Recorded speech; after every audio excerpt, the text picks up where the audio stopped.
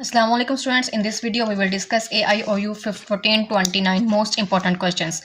Spring 2023 का paper students के लिए बहुत इम्पोर्टेंट है और ये क्यों इतना इम्पोर्टेंट है, इसकी एक वजह है क्योंकि स्प्रिंग 2022 का जो पेपर था इसमें से 60-70% पेपर स्प्रिंग 2024 में आया था।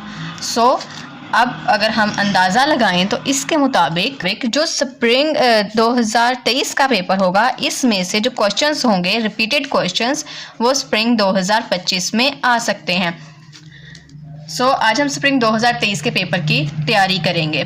इसके अलावा जो पास्ट पेपर्स के क्वेश्चंस हैं, जो पिछले 3 से 4 पास्ट पेपर्स हैं, आप इनकी भी तैयारी कीजिए क्योंकि बहुत से कमेंट्स आते हैं कि जो क्वेश्चंस हैं वो चैप्टर वाइज बता दें। तो जो बुक है हमारे पास इसमें हमें टॉपिक्स दिए गए हैं और हमें उन टॉपिक से ही अपने कॉन्सेप्ट को क्लियर करना है। जो क्वेश्चंस बुक में दिए जाते हैं वो प्रैक्टिस के लिए दिए जाते हैं।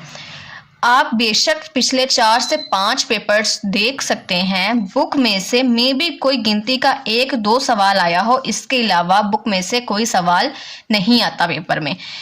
पेपर में हमेशा वही सवाल आते हैं जो कंसेप्चुअल होते हैं, जो कि टॉपिक से रिलेटेड होते हैं। बुक में जो टॉपिक दिए गए हैं उन्हीं टॉपिक में से कोई ना कोई टॉपिक जो है वो पेपर में क्वेश्चन उसका आता है, लेकिन जो पेपर में क्वेश्चंस आते हैं वो बुक में से नहीं आते। इसलिए अपने कॉन्सेप्ट्स को क्लियर करें, जो भी टॉपिक करें उसको इतना पक्का करें कि उसमें से कोई सवाल भी आपको दे दिया जाए तो आप इजीली सॉल्व कर सकें। नाउ हम स्प्रिंग 2023 का पेपर स्टार्ट करते हैं। क्वेश्चन नंबर 1 है define critical points, determine the intervals which f is increasing, decreasing, neither increasing not decreasing, concave, up और डाउन। हमने एक फंक्शन दिया गया है, एक तो क्रिटिकल पॉइंट्स की डेफिनेशन लिखनी है, उसके अलावा इस फंक्शन में से इंक्रीजिंग, डिक्रीजिंग, कनकेव अप और कनकेव डाउन मालूम करने हैं। Critical points are the points where the function is zero. Critical points ऐसे पॉइंट्स होते हैं जहां पर फंक्शन जीरो हो जाए। नाउ अब हम सबसे पहले फंक्शन का डेरिवेटिव लेंगे। फर्स्ट डेरिवेटिव, क्रिटिकल पॉइंट निकालने के लिए फर्स्ट डेरिवेटिव को 0 के इक्वल रखते हैं।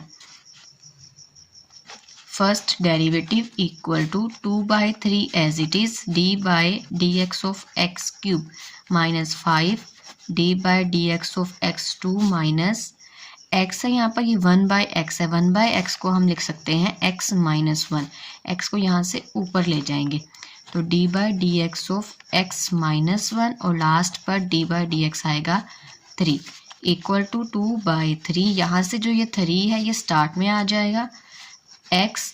अब x में से 3 में से 1 कम करके लिखेंगे 2 माइनस 5, पावर जो है 2 वो स्टार्ट में आ जाएगी और x में से 1 कम करके लिखेंगे 1 माइनस ये वाला -1 स्टार्ट में आ जाएगा और इसी तरह 1 कम करके लिखेंगे यानी कि -1 जब हम -1 करेंगे तो ये हो जाएगा -2। सो हम यहाँ पे लिखेंगे -2 माइनस कांस्टेंट का जो डेरिवेटिव है वो हमेशा 0 होता है इक्वल टू 3 से कैंसिल हो गया, हमारे पास रह गया 2x2 minus 5 2 10 x minus minus plus 1 और x -2 है तो -2 पहले जब हमने 1/x को ऐसे यहाँ से ऊपर लेकर गए थे तो x की पावर -1 हो गई थी। जब हम x -2 को वापस 1/, की फॉर्म में लिखेंगे तो x के जो पावर है वो पॉजिटिव हो जाएगी, यहाँ पर लिखेंगे x +2। नाउ हमने क्या करना है, क्रिटिकल पॉइंट्स फाइंड आउट करना है और क्रिटिकल पॉइंट्स के लिए फर्स्ट डेरिवेटिव को रखते हैं हम 0 के equal. 2x2 minus 10x plus 1/x2 equal to 0। यहाँ से हमारे पास क्वेश्चन में फैक्टराइजेशन पॉसिबल नहीं है, सो हम यहाँ पे लिख सकते हैं factorisation are not possible in this function. So let, ये हमने फर्स्ट कर लिया कि जो हमारा फर्स्ट डेरिवेटिव है इसका आंसर 0 के इक्वल आया है, मतलब क्रिटिकल पॉइंट जो है वो 0 आया है। अब हमने क्या करना है, क्वेश्चन के स्टार्ट में हमें दिया गया था कि डिटरमाइंस द इंटरवल्स, हमने इंटरवल्स फाइंड आउट करने हैं।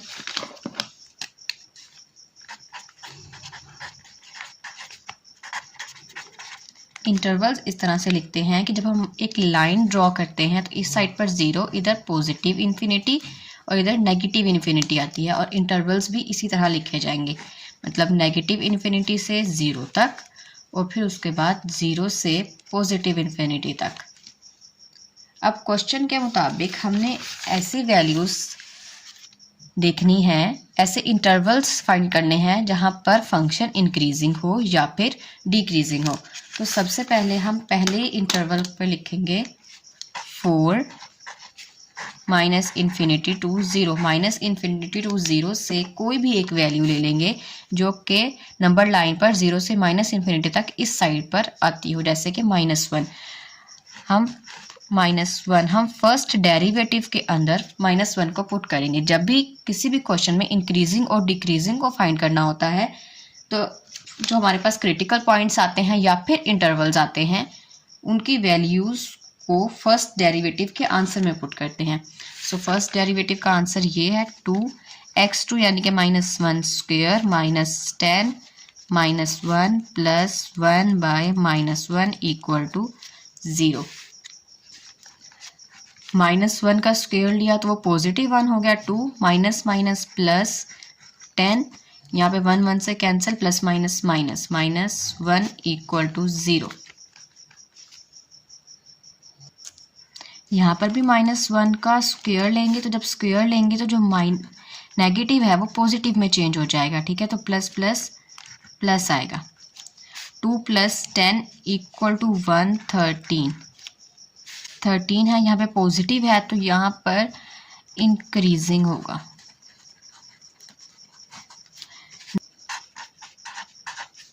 नाउ हमने दूसरे इंटरवल को लिखना है 0 से पॉजिटिव इन्फिनिटी तक।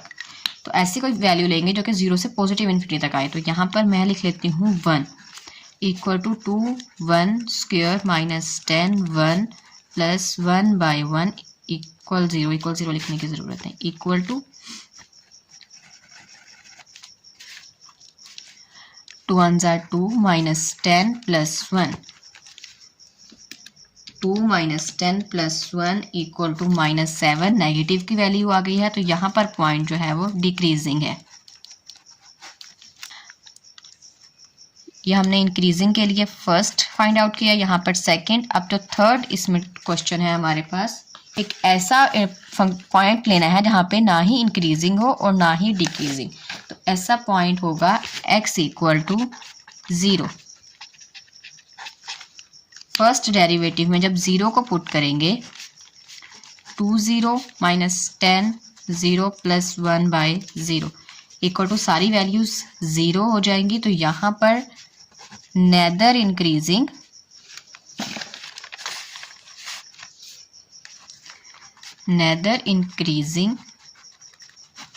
और नोर डिक्रीजिंग आएगा। नेक्स्ट अब है कि हमने फाइंड करना है कि कनकेव अप है या डाउन। कनकेव अप और डाउन मालूम करने के लिए सेकंड डेरिवेटिव में इंटरवल्स को पुट करते हैं। तो जो हमारे पास फर्स्ट डेरिवेटिव का आंसर आया है, यहीं से आगे सेकंड डेरिवेटिव फाइंड करना है। नाउ इस पॉइंट पर हम सेकंड डेरिवेटिव फाइंड करेंगे। 2d by dx of x2 minus 10d by dx of x plus d by dx of x minus 2।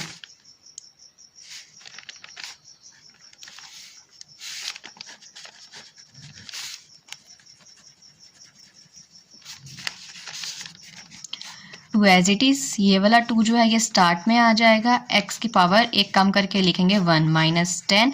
जब यहाँ से हम पावर में से एक कम करेंगे तो वो 0 हो जाएगी, इसलिए यहाँ से वेरिएबल ख़त्म हो जाएगा।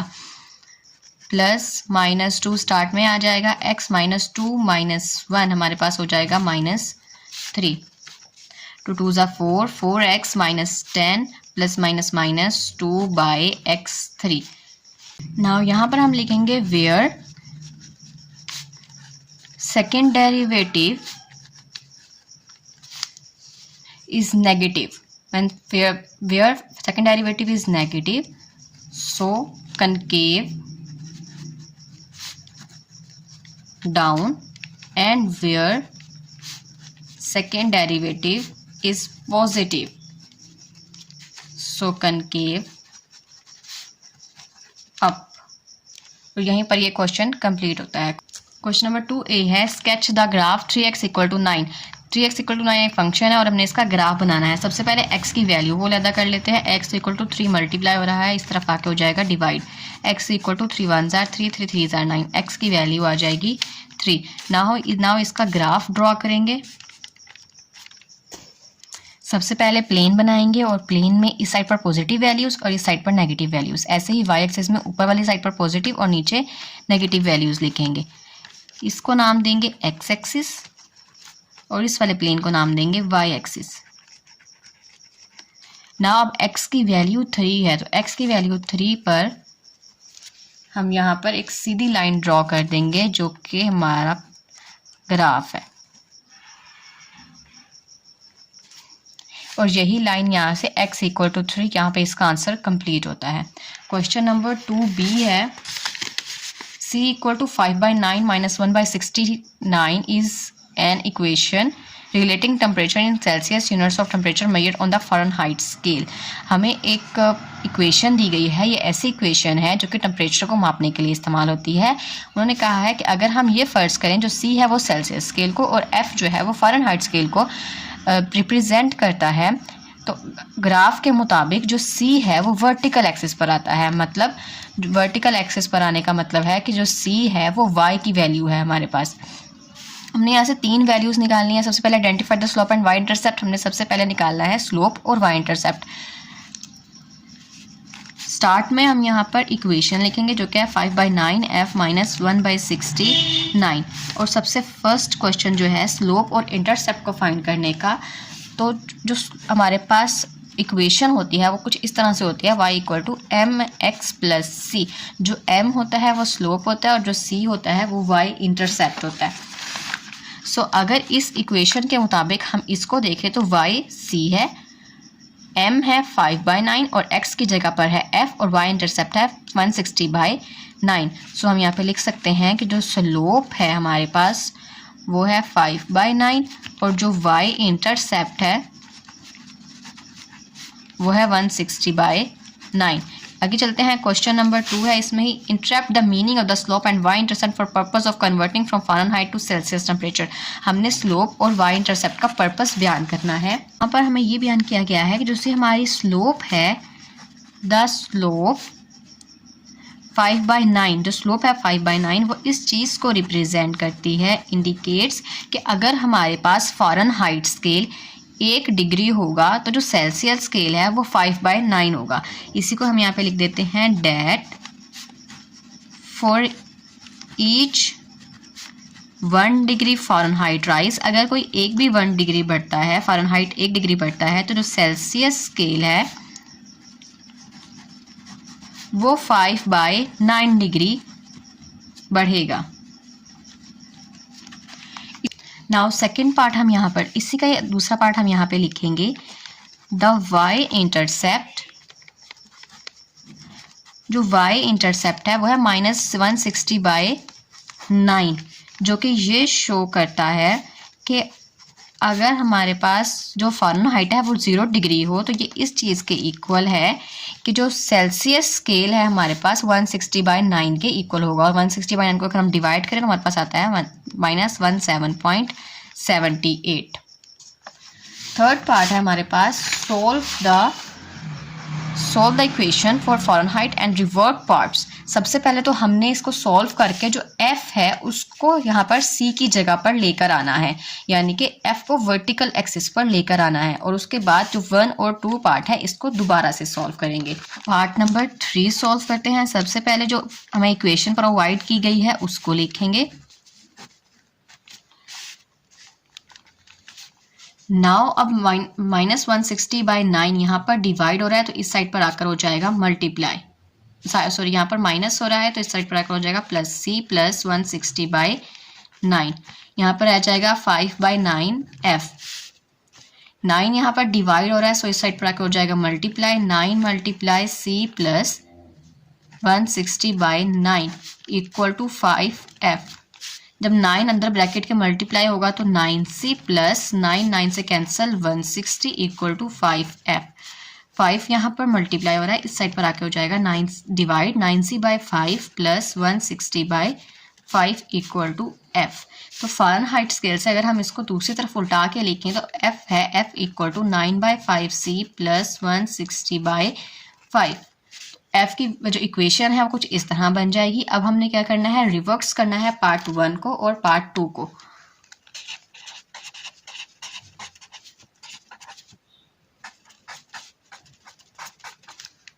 सबसे पहले 1 वाले में क्या किया था, हमने इसको जो हमारे पास इक्वेशन थी उसको इस इक्वेशन के मुताबिक रखकर ये देखा था कि कौन सी वाली वैल्यू जो है वो स्लोप है और कौन सी वाली Y intercept.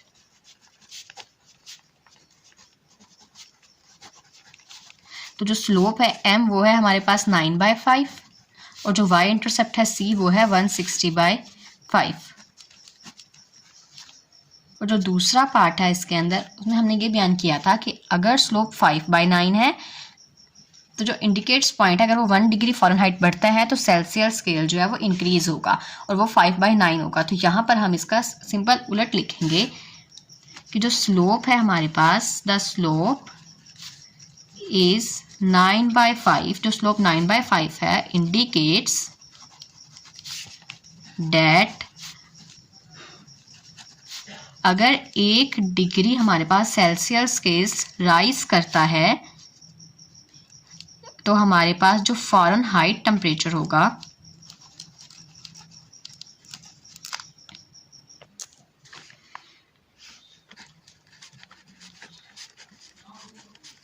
Fahrenheit temperature increase by 9/5 degree Fahrenheit. जो अगर 1 डिग्री सेल्सियस टेम्परेचर जो है वो इंक्रीज करता है, बढ़ता है, तो जो फ़ारेनहाइट स्केल है वो 9/5 इंक्रीज होगा।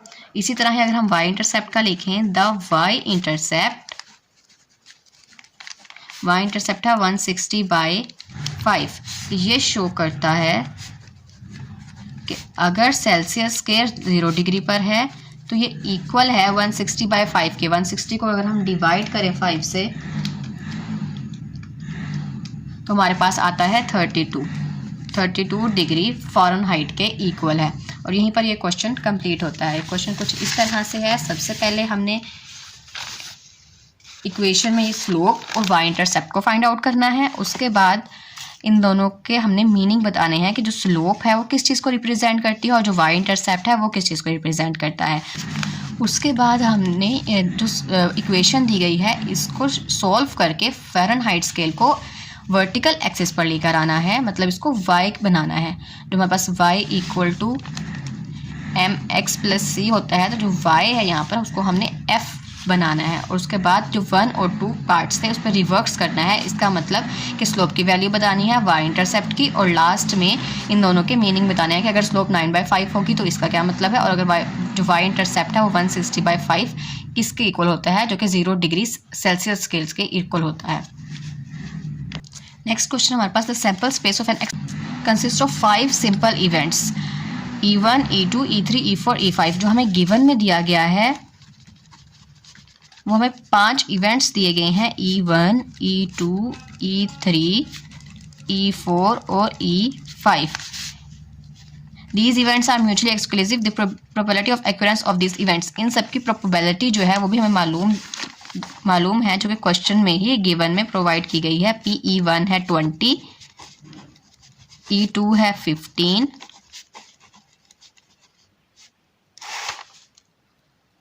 E3 है 25, E4 है 30 और E5 है 10। Several compounds events can be defined for, और आगे जो गिवन है उसमें वैल्यूज दी गई हैं कि F के अंदर E1, E2, E3 है, G में E1, E3 और E5 है, और लास्ट H में E4 और E5 दिया गया है। जो हमने सॉल्व करने हैं उसमें सबसे पहले हमने प्रोबेबिलिटी निकालनी है G की। तो सबसे पहले हम फर्स्ट वाला करते हैं। तो G की सारी वैल्यूज लिखेंगे। G में कौन कौन सा है, E1 है, E3 है और E5 है। नाउ जो P है हमारे पास इन सब के साथ अलग अलग कर देंगे। Probability of event 1 plus probability of event 3 plus probability of event 5. Now probability of event 1 है 20 प्लस E3 है हमारे पास 25 प्लस E5 है 10. इन सबको आपस में ऐड कर देंगे.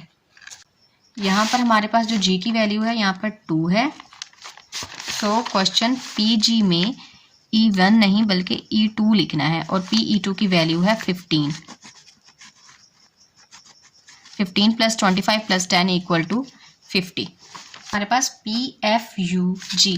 सबसे पहले यूनियन फाइंड आउट करेंगे F और G के दरमियान में. F की सारी वैल्यूज़ को लिखेंगे जो कि F की वैल्यूज़ है हमारे पास E1, E2 और E3. ऐसे ही G की सारी वैल्यूज़ को लिखेंगे. G की वैल्यूज़ हैं यूनियन E1, E3 और E5.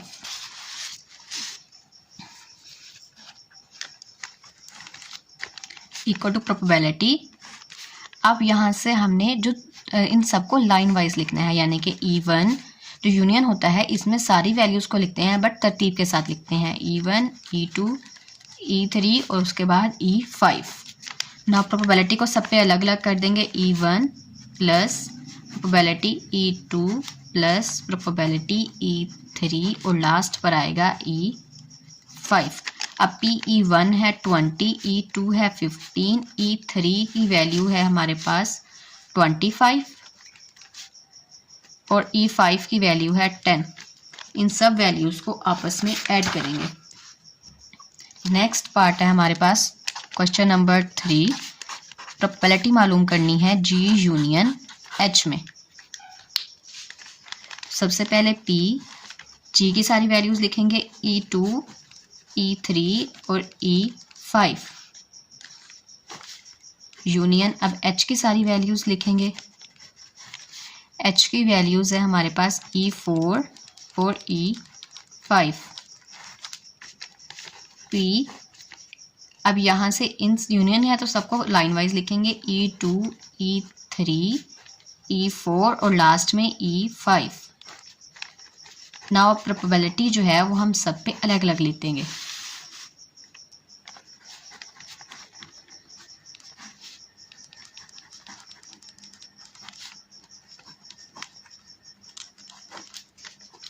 PE2 की वैल्यू है 15 प्लस E3 है 25, E4 है 30 और लास्ट वाला है 10.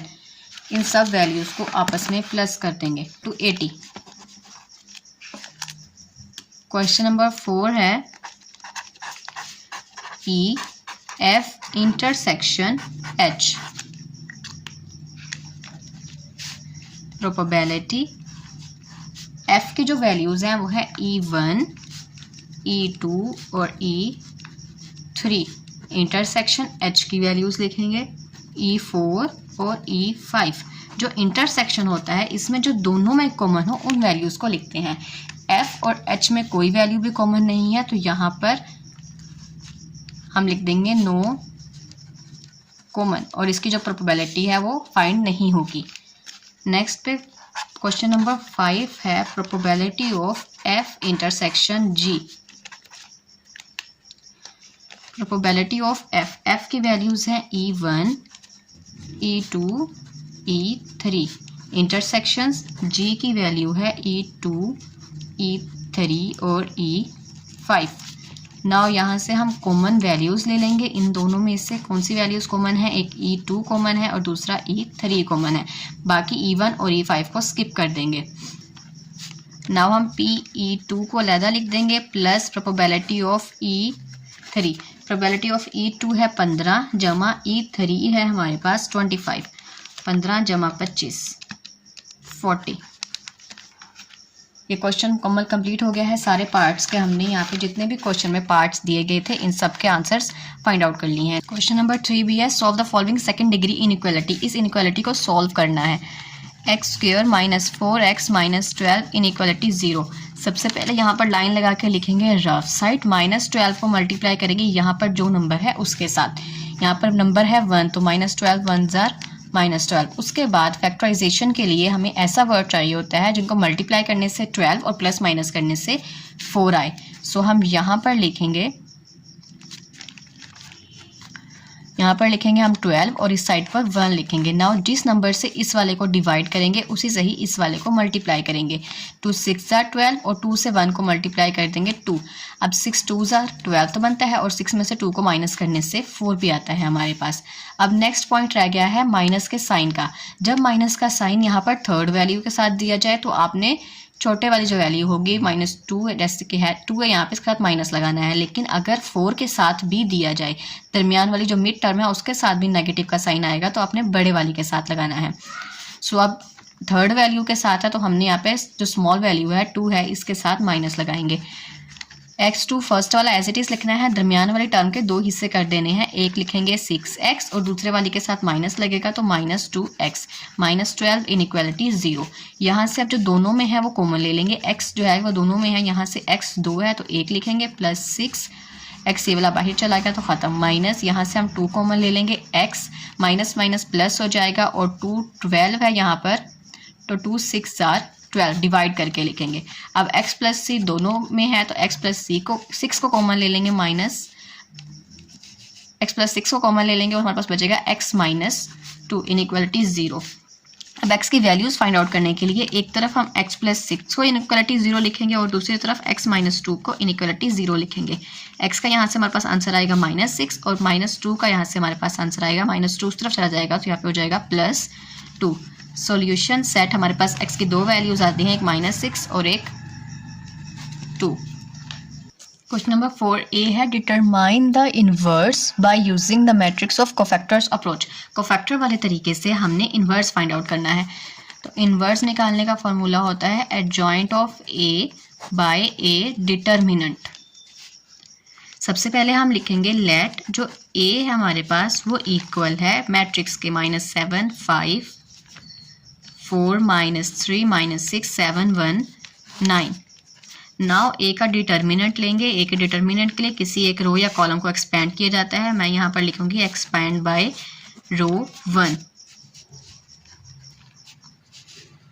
सबसे पहले हम यहाँ पे लिखेंगे 11, उसके बाद फर्स्ट रो और फर्स्ट कॉलम को स्किप करके बाकी 4 वर्ड लिखेंगे -3 -6 1 और 9। नाउ यहाँ पे माइनस आएगा, उसके बाद 4, फर्स्ट रो और सेकंड कॉलम को स्किप कर देंगे -7 5 1 और 9 प्लस हमारे पास आएगा 7।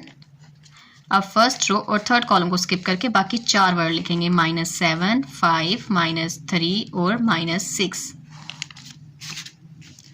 Equal to 11। इन दोनों को ऐसे क्रॉस मल्टीप्लाई करेंगे। 9 3 jar 27 -27 -6 1 jar 6 -6 -4 9 7 jar 63 -63 -5 1 jar 5 +7 6 7 jar 42 minus minus हो जाएगा प्लस, इसलिए माइनस का साइन नहीं आएगा। 42 -5 3 जार 15 -15 equal to 11 -27 -6 minus minus plus हो जाएगा और plus minus minus 27 -6 -27 +6 -21 -4 -63 -5 -68 +7 42 minus minus plus 42 +15 57 11 multiply 21 -2 31 minus minus plus 68 4 jar 272 plus 57 multiply 7 399। Now in सबको सॉल्व करेंगे इक्वल टू 450। ये हमारे पास आ गया ए का डिटर्मिनेंट। अब हमने कोफैक्टर्स फाइंड करने हैं। सबसे पहले कोफैक्टर फाइंड करेंगे A11। कोफैक्टर के लिए मैट्रिक लिख देंगे A11 A12 A13 A21 A22 A23 A31 A32 और A33। नाउ हमने क्या करना है, सबसे पहले लिखेंगे -1 के ऊपर पावर 1 + 1 जब A11 फाइंड आउट करेंगे तो फर्स्ट 1 1 का मतलब फर्स्ट रो और फर्स्ट कॉलम, फर्स्ट रो और फर्स्ट कॉलम को स्किप कर देंगे, बाकी 4 वर्ड लिखेंगे -3 -6 1 और 9। अब इसको मज़ीद सॉल्व करेंगे। -1 के ऊपर पावर हो जाएगी 2, 9 3 27 -6।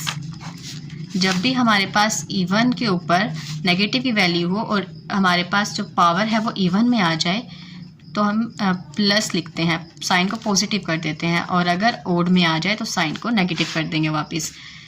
तो यहाँ पर हमारे पास जो पावर है वो इवन में है, तो हम यहाँ पे लिखेंगे प्लस -27 -6 इक्वल टू -21। तो A11 आता है -21। A12 फाइंड करेंगे। -1 के ऊपर 1 + 2, फर्स्ट रो और सेकंड कॉलम को स्किप कर देंगे, फर्स्ट रो सेकंड कॉलम, बाकी 4 वर्ड लिखेंगे -7 5 1 और 9। -1 के ऊपर पावर हो जाएगी 3, 9 7 63 -5 1 5। यहाँ पर अब नेगेटिव के ऊपर जो पावर है वो ओड आ गया तो नेगेटिव साइन आएगा, -63 -5 -68 माइनस प्लस और वैल्यू आती है 68। नाउ हमने फाइंड करना है A13 इक्वल टू -1 के ऊपर पावर 3 + 1, फर्स्ट और थर्ड कॉलम को स्किप कर देंगे, बाकी 4 वर्ड लिखेंगे -7 5 -3 -6 इक्वल टू -1 के ऊपर पावर हो जाएगी 4, 6 7 42 -5 3 15 -15। जो साइन है वो पॉजिटिव आएगा, 42 minus plus 42 minus plus 15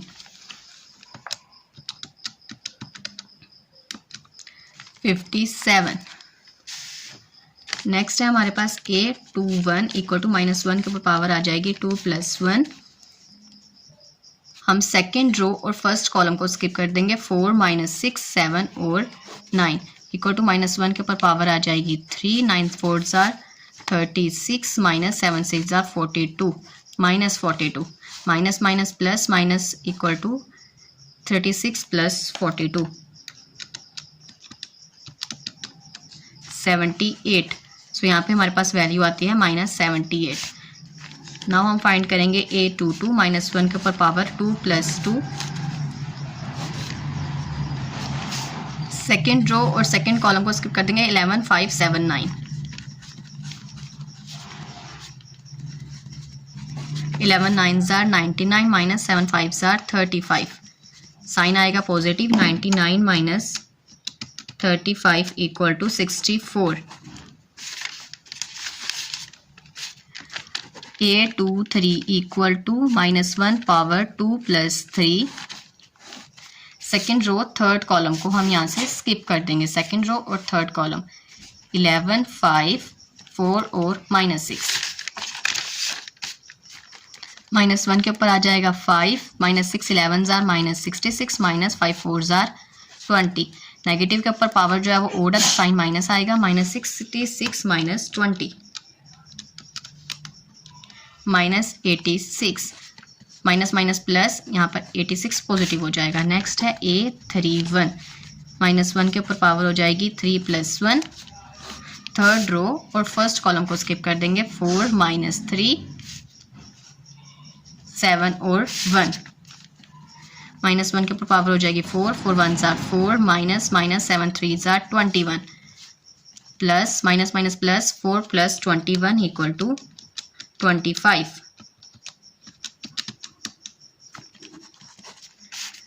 A32 find out करेंगे, -1 की पावर 3 + 2, थर्ड रो और सेकंड कॉलम को स्किप कर देंगे, 11 -7 और 7 1 -1 के ऊपर पावर हो जाएगी 5, 11 1 11 -7 7 49 माइनस साइन आएगा, माइनस प्लस 49 + 11